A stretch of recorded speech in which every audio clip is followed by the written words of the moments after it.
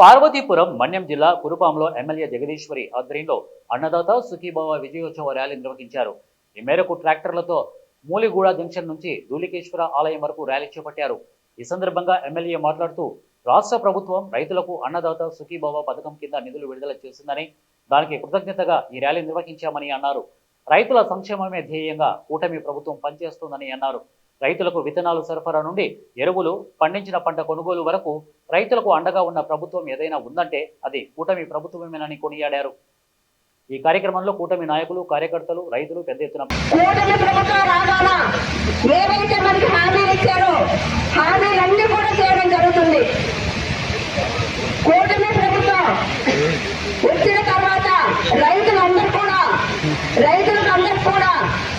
మరి ఏదైతే మనం ఇచ్చిన మాట కట్టి చెప్పామో ఆ మాటకి కట్టుబడి ఉండి 24 గంటల్లో రైతులకు అందరికీ ఖాతాల్లో డబ్బులు కూడా జమ అయ్యాయి.